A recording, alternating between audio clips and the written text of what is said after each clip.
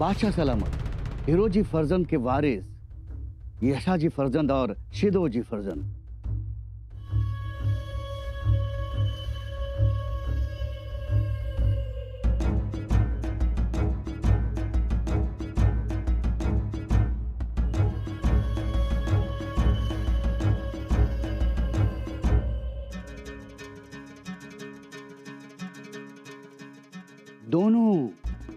दोनों तलवारबाजी और तीर कमान चलाना बहुत ही अच्छी तरह से जानते हैं बादशाह सलामत।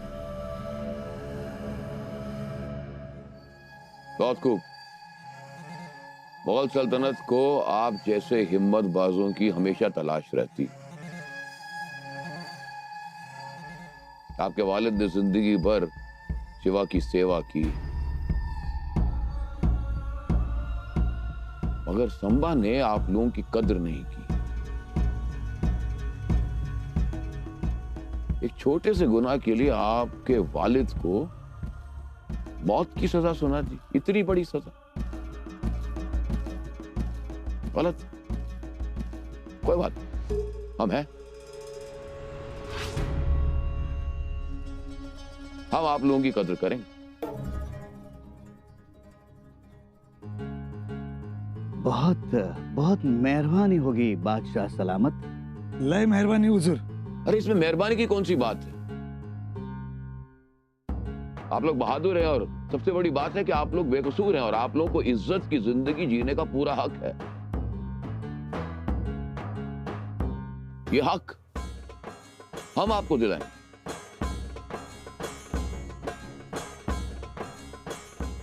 आपकी सालाना आमदनी क्या है स्वराज में? एक छोटा मकान आहे आमचं।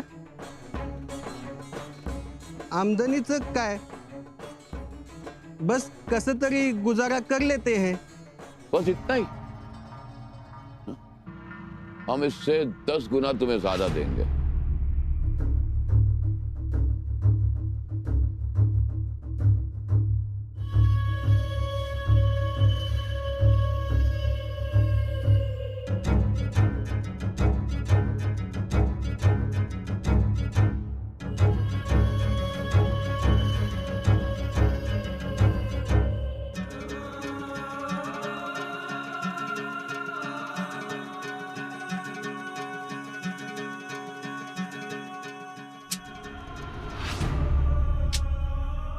ये तो सिर्फ शुरुआत, पेशगी है। जैसे जैसे अच्छा काम करते रहोगे तुम्हें और मिलेगा। खुश हो? जी हुजूर आला। जी हुजूर आला। आज से आप हमारे लिए काम करोगे। सबसे पहले आपको रायगढ़ में दाखिल होना है, चाहे उसके लिए आपको भेष बदलना पड़े या अपना नाम बदलना पड़े। कुछ भी करो पर जल्द से जल्द रायगढ़ में दाखिल हो। उसके बाद राजाराम के करीब पहुंचो, उसके साथ नजदीकियां बढ़ाओ, उसका भरोसा जीतने की पूरी कोशिश करो और जैसे मौका बने उसे अपने कब्जे में ले लो। मगर याद रहे, यह काम बहुत होशियारी से होना चाहिए। कर पाओगे? कोशिश जरूर करतो। उपरवाल्याच्या मनात असेल तर राजारामला पकडून तुमच्या पुढ्यात उभा करतो। याद रहे, फतेह हमारी ही होनी चाहिए। जी हुजूर आला।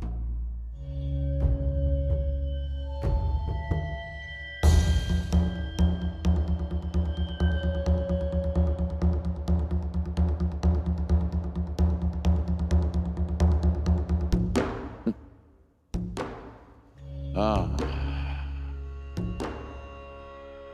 जहरीले हैं, काटेंगे जरूर।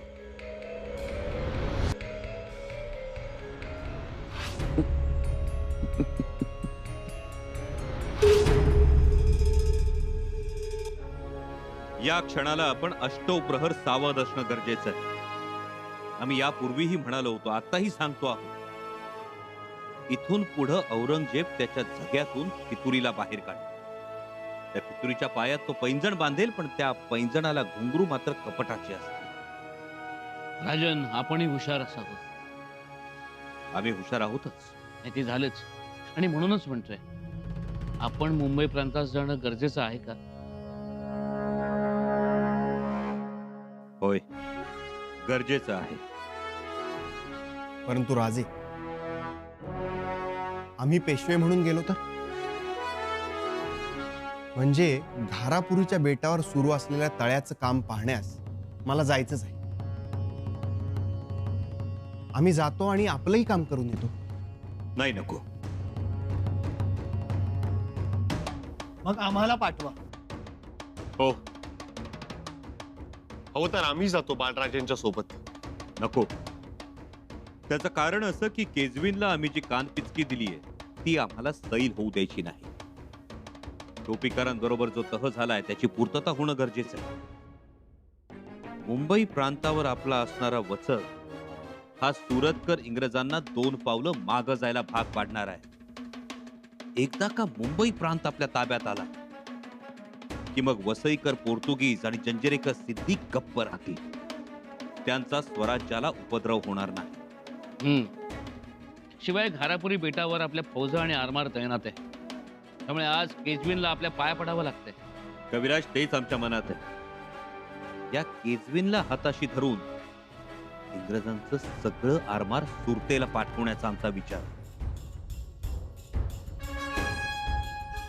त्यासाठी जॉन चाइल्ड आणि जॉन सेंट यांना मावळी मार द्यायचा आहे. एकदा का मुंबई बेट आपल्या ताब्यात आलं की मग समुद्र सुद्धा आपलाच. हो, हे तर खरंच. आम्ही मुंबई प्रांतात जातो आहोत ते दर्या भवानीला प्रसन्न करून घेण्यासाठी.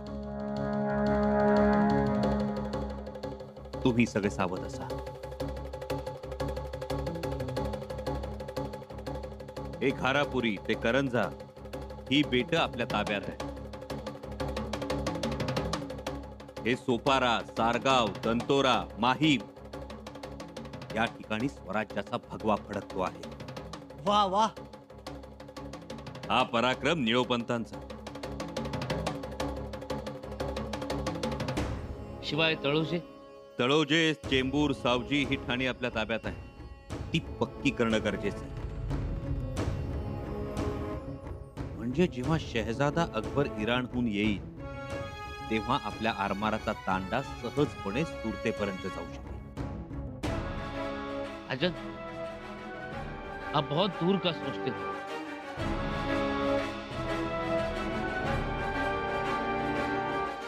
येतो आम्ही.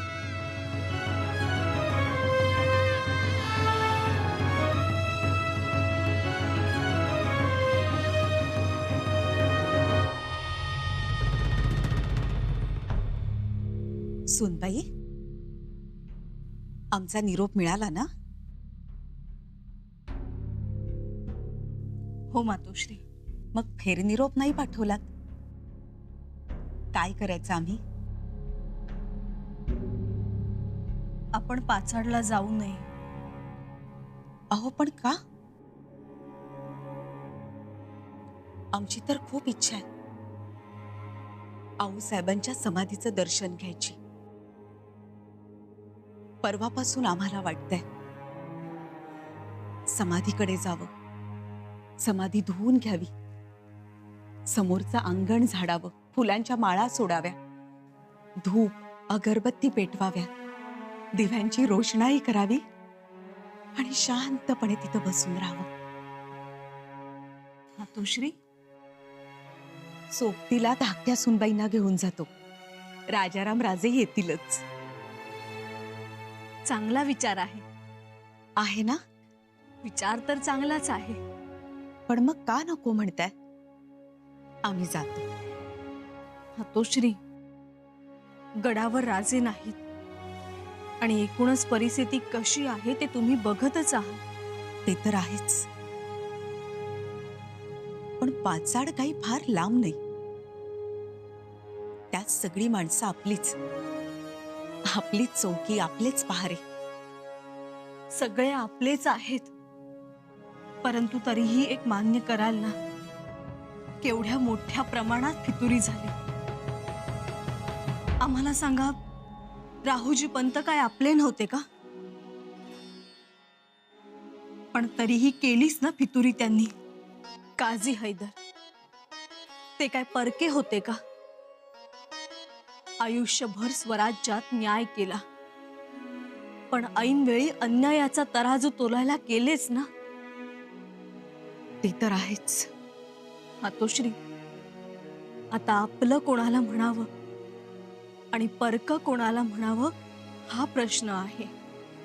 खरंय तुमचं. पण मातोश्री, आम्ही काय तुम्हाला जा म्हणू, पण तुम्ही परत येईपर्यंत आमचं अर्ध लक्ष तिकडेच राहील.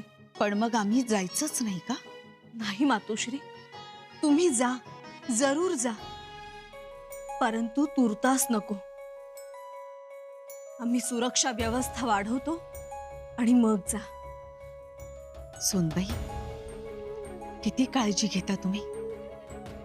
मातोश्री, लढाई जिंकल्यानंतर, शत्रू पळून गेल्यानंतर हंबीर मामा अगदी निर्धास्त मनाने रायगडाच्या दिशेने येताना झाडीत लपून बसलेल्या त्या हशमांनी जेजाल मधून गोळाफेक करून मामासाहेबांना मारलं हो. तेव्हापासून आम्ही काळजी घेतोय. शिवाय राजेही जाताना सांगून गेले, राजाराम राजेंकडे लक्ष ठेवा. म्हणून म्हणतोय, ऐकावं, पाचाडला जाण्याची घाई करू नका.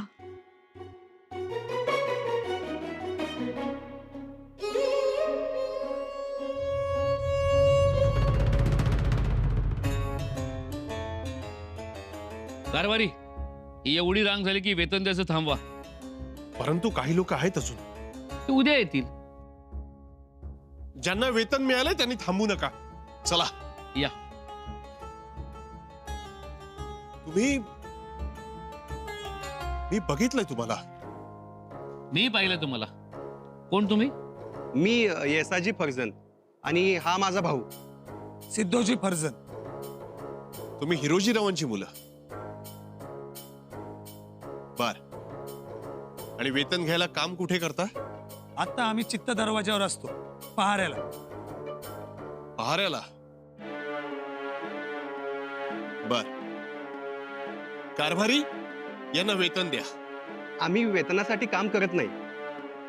मग आम्ही स्वराज्याची सेवा करतो. वेतन नको. आम्हाला धनाचा लोभ नाही. घात झाला धनी. काय झालं? हिरोजी काका पन्हाळ्याचा खजिना घेऊन पळाला. खबर पक्की आहे? खबर खात्रीशीर आहे. हिरोजी काका खजिना घेऊन पळालं. ही मुलं वेगळ्याच बुशेतली दिसत आहेत. ठीक आहे, पण आता कामाचा मोबदला तर घेऊन जा. नाही, खरंच नको. आम्हाला मोबदला द्यायचा असेल त्यापेक्षा चांगलं काम द्या. आम्हाला असं काम करायचं जे आमच्या वडिलांनी केलं होतं आग्र्यात असताना, थोरल्या महाराजांसाठी. वडिलांचा त्याग जीवावर उदार व्हायला आवडेल. हो, का नाही आवडणार? आणि तसंही आम्ही कोणी परके नाही. हो बाळराजे, आम्हाला एक संधी द्या. आम्ही त्या संधीचं सोनं करू. आणि तसंही आम्ही कोणी परके नाही. ठीक आहे, तशी संधी तुम्हाला दिली जाईल.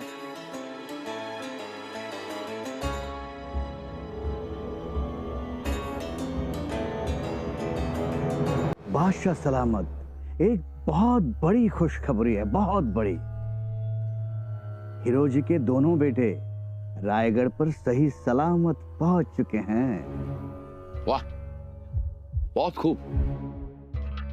या अल्लाह मेरे परवरदिगार, रहम कर, मदद कर। वैसे काजी साहब, ये मुमकिन कैसे हुआ? बादशाह सलामत, स्वराज्य का कानून ये है कि गुनहगारों के रिश्तेदार, चाहे वो उनके बेटे हो या भाई हो, उन्हें गुनाहगार नहीं माना जाता और उन्हें स्वराज्य के लिए काम करने का मौका दिया जाता है। और इसीलिए इन दोनों को रायगढ़ पर पहुंचने में कोई परेशानी नहीं होगी। दूर के ही सही, पर है तो वो सांबा के ही रिश्तेदार ना। ये बात भी सही। अब क्या होगा? अब उन्हें कुछ न कुछ काम दिया जाएगा और उन्हें तनख्वाह भी मिलेगी। उन्हें कहो कि वहां रायगढ़ में राजाराम के पास ही रहे। क्या इसका इंतजाम हो सकता है ना? बादशाह सलामत, मैंने उन्हें पहले ही बता दिया है कि उन्हें राजवाड़े के पास ही रहना है। वहीं से वो अपना जाल बिछा देंगे। इस बार कोई गलती नहीं होनी चाहिए। किसी कीमत पर राजाराम को कब्जे में लेना है। उनसे कहो कि मछली बहुत कीमती है, जाल बहुत मजबूत बिछाना है। जी बादशाह सलामत। या अल्लाह परवरदिगार, रहम कर, इन दोनों को कामयाबी दे। इन दोनों के दिलों में जो बदले की आग है और हमारा दिया हुआ पैसा और इज्जत कुछ ऐसा काम कर जाए कि आने वाली नस्ल इस किस्से को हमेशा याद रखे। अब ये दोनों रायगढ़ में ऐसा जहर फैलाएंगे कि इस जहर का असर यकीनन संबा तक पहुंचेगा इंशाअल्लाह। और इस जहर का असर और संबा की तड़फड़ाहट हम यहां इसी जगह से देखेंगे। मातोश्री, हिरोजी फर्जर यांची मुलं इजाजत मागत आहेत भेटीची. हिरोजी फर्जद यांची मुलं? पाठवा.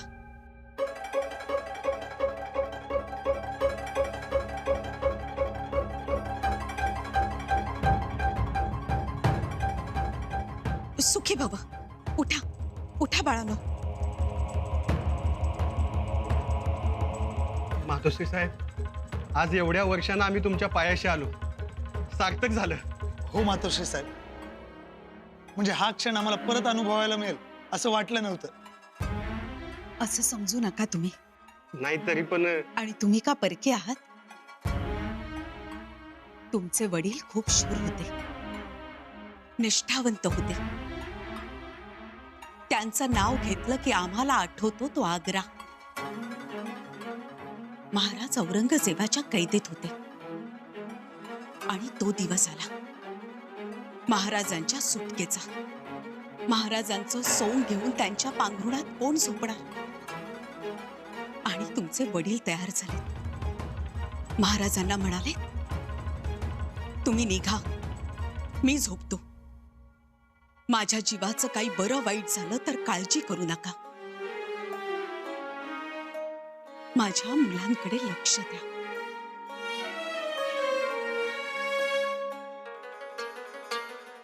पण जगदीश्वरानं अगदी सलामतीनं रायगडावर आणलं त्यांना.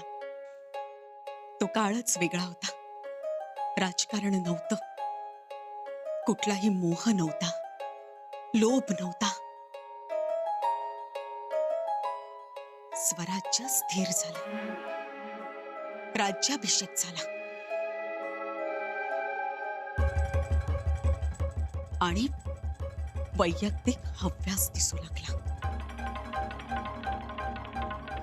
महाराज होते तोवर सगळं चांगलं होतं. स्वराज्यात एकोपा होता. पण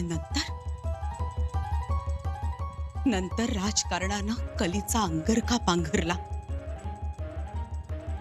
त्यातनं हिरोजीरावही सुटले नाहीत. खूप चांगला माणूस, इमारतीच्या खांबासारखा आधार होता त्यांचा.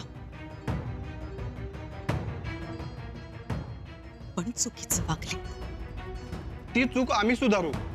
वय मातोश्री, तोच कलंक आम्हाला पुसायचा आहे. आम्हाला शौर्य दाखवायची संधी द्यावी. ठीक आहे, आम्ही बोलू. मातोश्री साहेब, असं दूर लुटू नका आम्हाला. आमच्या वडिलांनी जे केलं त्याचा आकस धरू नका. आता आऊसाहेबांच्या जागेवर तुम्हीच आहात, आम्हाला पदरात घ्या. ठीक आहे,